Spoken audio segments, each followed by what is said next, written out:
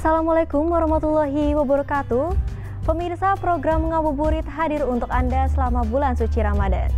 Kisah Islami dan nasihat Ramadan hadir untuk Anda bersama saya, Farah Adeline.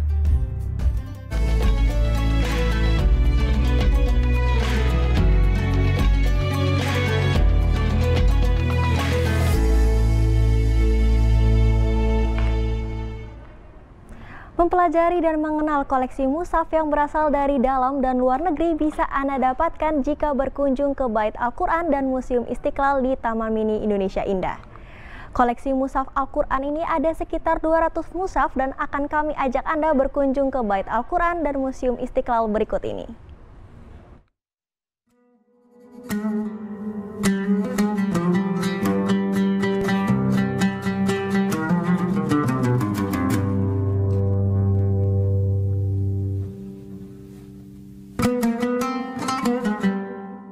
Taman Mini Indonesia Indah menyimpan kekayaan budaya Indonesia berupa replika-replika rumah adat dan berbagai macam museum. Salah satunya terdapat museum yang menyimpan berbagai mushaf Al-Quran dari berbagai negara dan daerah di Indonesia. Museum tersebut bernama Bait Al-Quran dan Museum Istiqlal. Pembangunan Bait Al-Quran dan Museum Istiqlal dirancang oleh Insinyur Ahmad Nu'man, seorang arsitek asal Indonesia dengan gaya campuran arsitektur tradisional dan modern. Kemudian diresmikan pada 20 April 1997 oleh Presiden Soeharto. Bait Al-Quran TMII memiliki koleksi hampir 200 mushaf dari berbagai daerah di Indonesia dan luar negeri. Tempat ini memiliki tujuan untuk mengedukasi masyarakat tentang Al-Quran.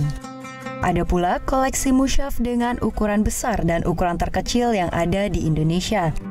Mushaf terbesar di Bait Al-Quran TMII ini dibuat oleh 2 orang santri dari Pondok Pesantren Al-Asyariah Wonosobo. Mushaf ini diberi nama Mushaf Wonosobo. Meski berukuran terbesar, namun mushaf yang dibuat pada tahun 1991 ini tidak didaftarkan dalam buku rekor dunia sebagai Al-Quran terbesar, karena kedua pembuatnya menolak untuk didaftarkan. Mushaf Wonosobo itu ukurannya kalau kira-kira kita tegakkan, berdirikan, itu tingginya sekitar 2 meter, lebarnya itu sekitar 1,5 meter. Kita memang nggak bisa benar-benar memastikan nih terbesar di lingkup apa gitu ya. Tapi memang konon ya, itu ketika dulu dibikin pada tahun 91 dikatakan yang terbesar di dunia gitu. Tapi memang waktu itu kedua pembuatnya, Ustadz Abdul Malik dan Ustadz Hayatuddin, itu memang menolak apabila pembuatan mushaf itu didaftarkan gitu ya di Guinness Book of Record atau di MURI gitu. Sehingga memang kita juga nggak berani mengklaim. Tapi kalau di museum ini itu adalah Al-Quran yang terbesar. Sementara mushaf terkecil yang ada di Bait Al-Quran berukuran 2 x 1,5 cm. Mushaf Al-Quran terkecil ini berasal dari Istanbul, Turki. Kalau mushaf Istanbul, sebenarnya mushaf berukuran kecil ya, itu ukurannya 2 cm kali 1,5 lah kira-kira. Sebenarnya mushaf kecil seperti itu banyak sih, itu tidak susah kita dapatkan. Dia dinamai Istanbul karena kalau yang kebetulan ada di tempat kami itu memang dibuatnya di Istanbul, dan itu memang udah dengan teknologi cetak. Jadi memang ada percetakan yang membuat mushaf kecil seperti itu. Mushaf terbesar dan terkecil yang ada di Bait Al-Quran TMII ini disimpan tersendiri di ruang kaca yang ada di dekat bagian informasi museum. Semakin masuk ke dalam, para pengunjung yang datang ke Bait Al-Quran akan menemui mushaf Al-Quran yang ditulis di atas batu marmer. Selain itu, juga terdapat sejarah perjalanan Al-Quran. Karya-karya unggulan para ulama dan intelektual Muslim Nusantara sejak abad ke-17 sampai ke-20 yang bernilai historis juga terdapat di sini. Bait Al-Quran juga memiliki koleksi mushaf Braille. Mushaf ini masuk ke Indonesia pada tahun 1954 dan baru diproduksi di Indonesia pada tahun 1963. Mushaf Braille ini memiliki keunikan tersendiri dibanding dengan mushaf Al-Quran lainnya. Mushaf ini dibuat satu jilid untuk satu juz, sehingga satu Al-Quran Braille ini terdiri dari 30 jilid. Nah, jadi gini, mushaf Braille itu memang akan jadi jauh lebih tebal. Kenapa? Karena kalau kita mungkin membaca Al-Quran yang biasa itu kan dalam satu jajaran huruf itu sudah dengan tanda bacanya gitu ya. Nah, kalau mushaf Braille itu jadi lebih panjang. Misalnya kalau kata bismillah itu habis kita raba huruf ba, kita geser ke sebelah itu tanda kasroh i, kemudian sebelahnya lagi huruf sin, sebelahnya lagi huruf tanda sukun. Jadi untuk bis aja itu istilahnya 4 deret kode. Makanya benar, satu juz itu satu jilid. Jadi kalau 30 juz itu ya 30 jilid gitu. Selain mushaf Braille, Bait Al-Quran juga memiliki koleksi mushaf Al-Quran dengan berbagai terjemahan bahasa daerah, seperti bahasa Jawa Banyumasan, bahasa Toraja, bahasa Minang, dan beberapa bahasa daerah lainnya yang ada di Indonesia. Koleksi Al-Quran dengan terjemahan bahasa daerah ini berada di lantai 2 Gedung Bait Al-Quran TMII.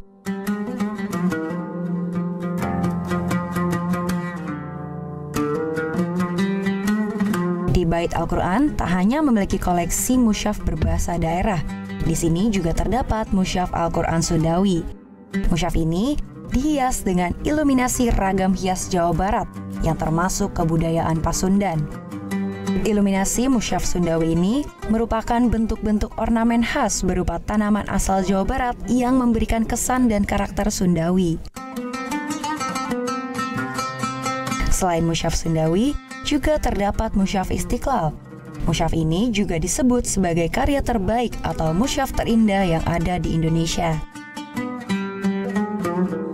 Mushaf yang dibuat sejak 15 Oktober 1991 ini merupakan tulisan tangan para santri terbaik yang ada di Indonesia kala itu.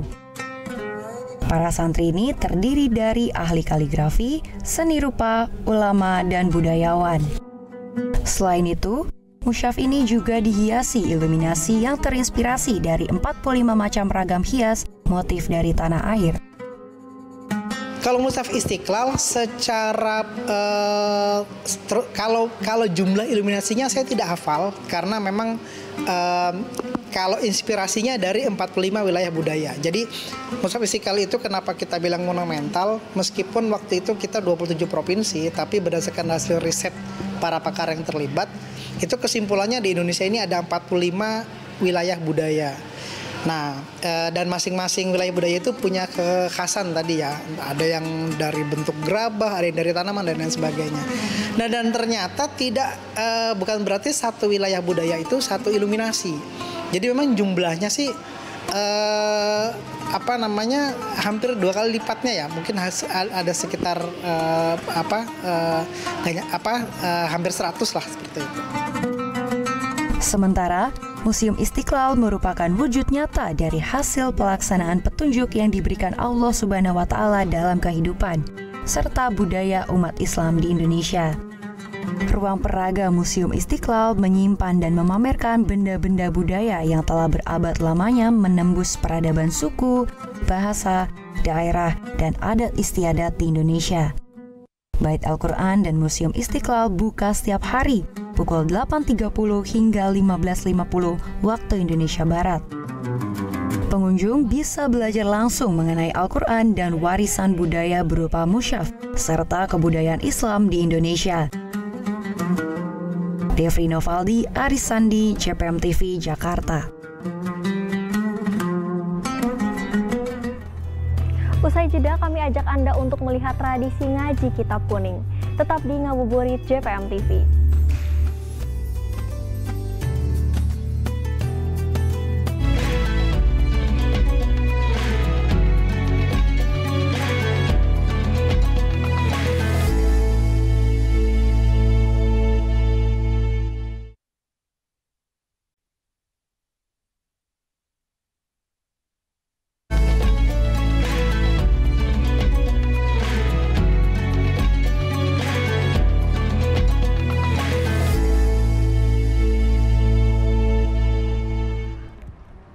Santriwati Pondok Pesantren di Ponorogo mengikuti tradisi ngaji kitab kuning yang berlangsung selama bulan suci Ramadan.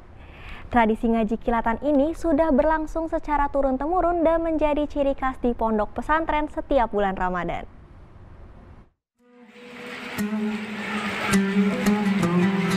Kitab kuning identik dengan pesantren. Di Indonesia, kitab kuning digunakan sebagai buku wajib di pondok yang juga disebut kitab salaf, yang artinya klasik atau kuno. Mengaji kitab kuning sudah menjadi aktivitas sehari-hari yang dilakukan para santri. Seperti yang dilakukan sejumlah santriwati di Pondok Pesantren Al-Iman, Babadan Ponorogo yang mengikuti tradisi ngaji kitab kuning. Para santriwati ini mengaji sejumlah kitab karya ulama salaf Islam yang harus diselesaikan selama bulan Ramadan. Ngaji kilatan kitab kuning dimulai awal Ramadan hingga akhir Ramadan. Mereka mengaji sejumlah kitab karangan ulama salaf yakni Nasoihul Ibad. Dalam kitab Nasoihul Ibad bisa menjadi pondasi para santri menjadi karakter santun dan bijak, serta bisa menjadi bekal mereka saat terjun ke masyarakat. Buat saya, ini baru pertama ini, jadi masih sulit. Masih sulit ya, tapi udah ada dampaknya nggak? Apa dampaknya? Buat isi waktu para santri, waktu bulan Ramadan, dan buat Bisa mengetahui wawasan baru. Kitab kuning yang identik dengan kitab gundul atau tidak ada harokatnya ini sudah ada sejak dahulu. Di Indonesia, kitab ini menjadi acuan dalam kegiatan pengajian di pondok-pondok salaf. Setiap Ramadan Al-Iman ini seperti ini, sejak begini. Al-Iman ini berkurikulum kontrol 100%, Depak, Timnas, Salafiyah, dan Hafidhul Quran. Ini tadi kegiatannya apa? Ini Ramadan ini Salafiyah. Jadi anak-anak ini kita ajari cara ngaji kitab seperti di Jogini. Jawa Timur ini harus, kalau di Jakarta Darul Rahman, harus bisa ngaji. Kitab kuning memiliki banyak bidang keilmuan yang bermacam-macam seperti tafsir, hadis, fikih, sejarah, dan lain sebagainya.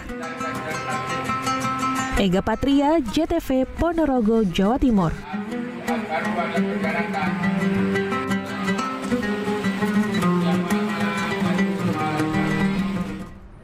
Para penghafal Al-Quran atau hafiz dan hafizah sekota Purbolinggo berkesempatan membaca Al-Quran di rumah dinas wali kota Purbolinggo.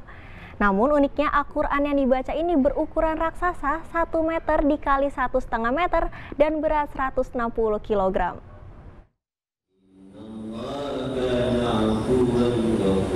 Tadarus Al-Quran di rumah dinas wali kota Probolinggo pada Ramadan tahun ini tampak berbeda.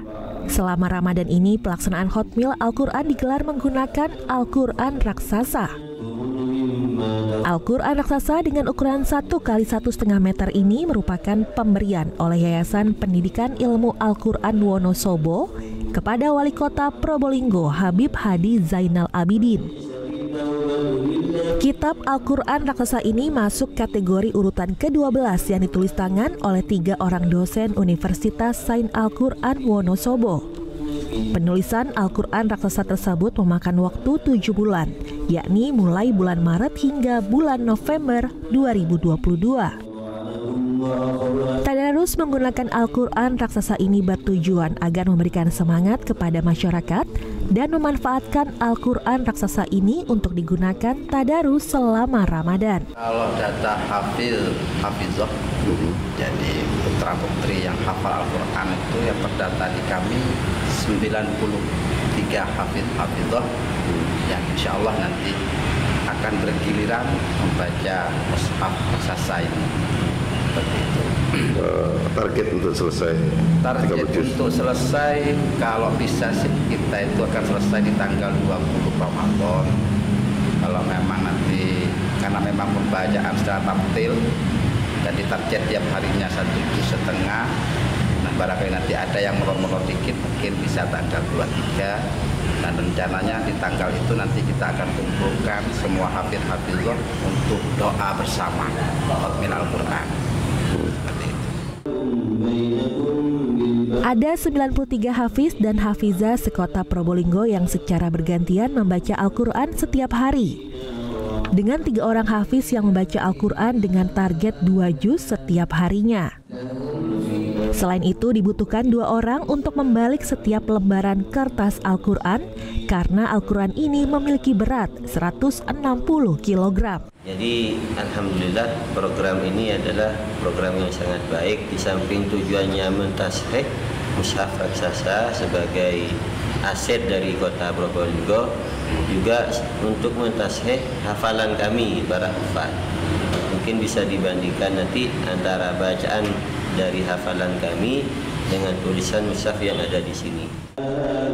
Kendala yang dihadapi para hafiz dan hafizah dalam membaca Al-Quran tulisannya yang terlalu besar, sehingga harus ekstra teliti saat dibaca. Khatmil Quran ini sekaligus mengkoreksi jika ada kesalahan penulisan huruf maupun harokat pada Al-Quran.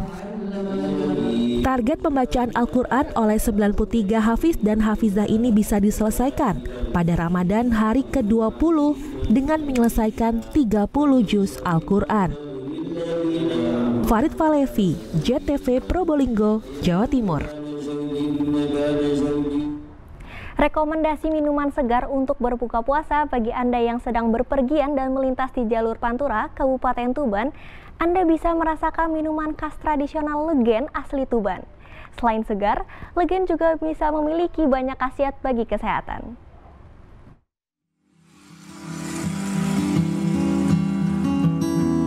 Minuman tradisional Legen bisa menjadi salah satu referensi pelepas dahaga berbuka puasa Anda. Legen didapat dari hasil sadapan getah pohon siwalan yang banyak tumbuh di perbukitan Kapur, Kabupaten Tuban. Salah satunya daerah penghasilnya adalah Desa Kasiman, Kecamatan Kerek, Kabupaten Tuban. Oleh para petani, setiap tetes getah pohon siwalan ditampung dalam sebuah wadah yang akan diambil pada pagi dan sore hari. Tanpa proses tambahan, cairan getah yang terkumpul langsung bisa dikonsumsi. Minuman Legen memang terlihat keruh karena asli tanpa campuran air maupun pemanis buatan. Bulan Ramadan ini membawa berkah bagi para petani sekaligus penjual Legen. Biasanya mereka hanya menjual 10 botol Legen sehari. Namun di bulan puasa ini mereka mampu menjual 25 botol per hari. Bahkan banyak pembeli yang langsung memesan Legen agar tak kehabisan. 1 botolnya Legen dijual Rp10.000 saja. Ini biasanya kalau orang pesen tuh dari jam berapa pesennya? Kalau pesen jam pagi, ambilnya jam tengah 3 gitu. Jam 3, jam tengah 3. Biasanya ini sehari dapat berapa botol nih, Pak? Kalau sehari itu dapat 10 botol. 10 botol. Nah, kalau malam ya lebih, Mas. Itu habis terus, Pak? Habis, alhamdulillah habis. Kalau musim puasanan ini kurang. Oh, kurang ya. Ini biasanya yang beli dari mana saja, Pak? Oh, dari Montong, dari itu Parengan, Bojonegoro. Untuk ini ya buka puasa gitu ya. Buka puasa. Minuman Legen ini cukup diminati masyarakat Jawa Timur. Selain murah, minuman ini juga menyegarkan jika diminum saat berbuka puasa. Kenapa milih Legen, Mas, daripada minuman lain? Secara ini kan alami kan, langsung dari alam. Jadi kita langsung memilih dari pendulangnya begitu. Untuk rasanya sendiri, Mas? Rasanya sih kayak ada rasa-rasa soda dan manisnya gitu. Minuman Legen juga memiliki banyak khasiat bagi kesehatan. Salah satunya memperbaiki fungsi ginjal, membantu mengatasi diabetes, memulihkan stamina, dan mengembalikan cairan tubuh yang hilang. Ziki Muhammad, Husni Mubarok, JTV Tuban, Jawa Timur.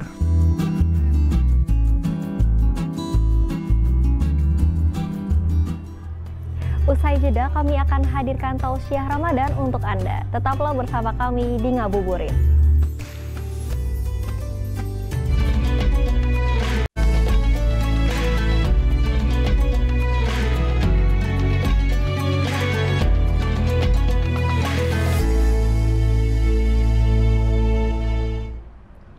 Momentum Ramadan mendidik jiwa kita agar lebih penyabar, jujur, berkomitmen, mau berbagi, dan berintrospeksi, serta selalu beristighfar. Kita simak bersama nasihat Ramadan yang akan disampaikan oleh Dr. Ahmad Zain Sornoto, Kepala Lembaga Penjamin Mutu PT IKI.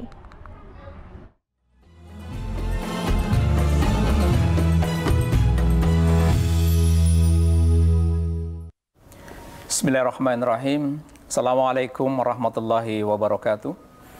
Alhamdulillah alladzi arsala rasulahu bil huda wa dinil haq liyuzhirahu 'ala dini kulli wa kafa billahi syahida. Asyhadu an la ilaha illallah wa asyhadu anna Muhammadan abduhu wa rasuluh. Allahumma shalli ala sayyidina Muhammad wa ala alihi wa ashabi ajmain, amma ba'd. Pemirsa JPM TV di mana teman-teman berada, alhamdulillah Allah masih memberikan kesempatan kepada kita untuk sama-sama menikmati suguhan Ramadan yang mulia. Mudah-mudahan Ramadan tahun ini akan lebih baik dari Ramadan tahun yang lalu. Pemirsa JPM TV yang dirahmati Allah, bahwa Ramadan ini adalah bagian dari proses pendidikan jiwa yang luar biasa hebat. Allah memberikan kepada kita potensi, dalam diri kita ada potensi keburukan dan kebaikan. Sebagaimana Allah berfirman dalam Quran surat ke-91, As-Sam ayat yang ke-7 dan sampai 8. Wa nafsi wa masawaha, falhamaha fujurraha wa taqwaha. Kami sempurnakan jiwa manusia, maka kemudian diberikan potensi fujur dan takwa, potensi keburukan dan kebaikan. Dalam diri setiap manusia ada potensi sifat buruk, dan ini bisa menjelma menjadi perilaku negatif dalam keseharian. Dalam perilaku negatif bisa jadi karena secara psikologis ya munculnya penyakit depresi, stres dan sebagainya. Kemudian perilaku yang lainnya dari perilaku yang kurang baik ya, perilaku negatif di masyarakat, mencuri, berbohong, menipu dan sebagainya. Itu semua potensi ada dalam diri manusia. Maka Ramadan ini sekali lagi akan memberikan kepada kita langkah praktis dalam mendidik jiwa agar baik. Maka Ramadan minimal memiliki ada 5 kurikulum Ramadan yang luar biasa hebat yang kaitannya dengan pendidikan jiwa. Difirmankan oleh Allah dalam Quran surat Ali Imran ayat ke-17. As-sabirina was-sadiqina wal-qanitina wal-munfikina wal-mustaghfirina bil ashar. Ada 5 kurikulum Ramadan untuk mendidik jiwa kita. Pertama, as-sabirin. Ramadan mendidik kita untuk bersikap sabar. Sifat negatif tadi kalau dengan Ramadan dilatih kita untuk sabar.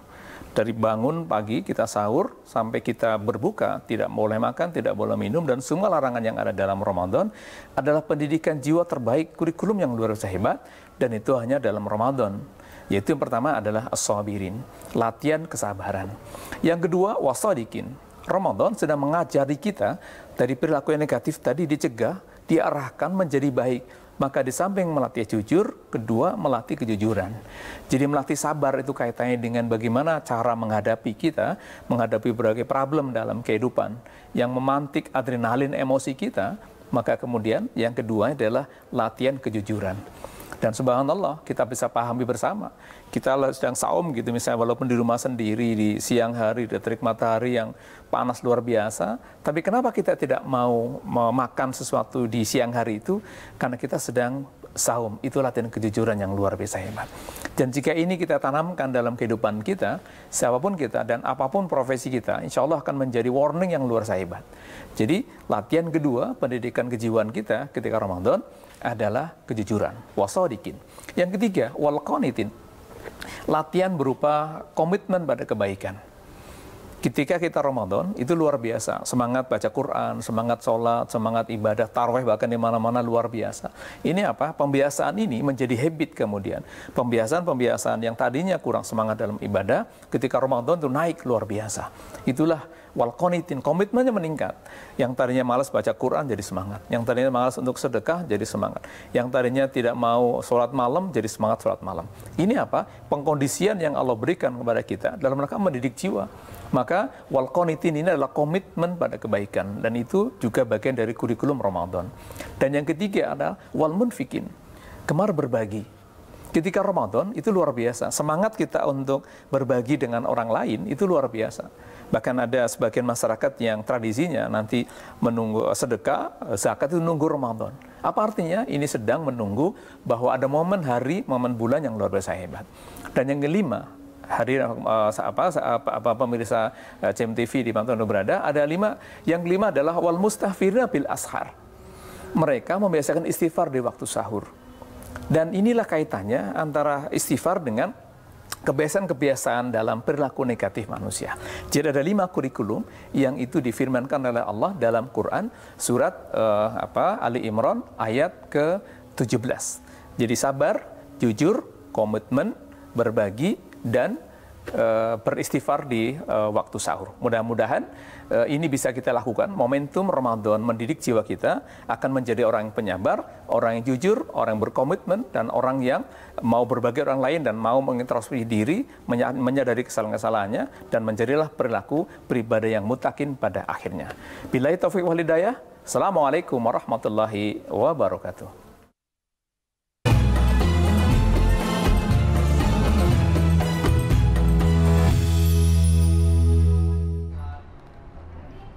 Pemirsa, demikian Ngabuburit episode kali ini. Saya Farah Adlin undur diri dari hadapan Anda. Selamat berbuka puasa dan sampai jumpa. Wassalamualaikum warahmatullahi wabarakatuh.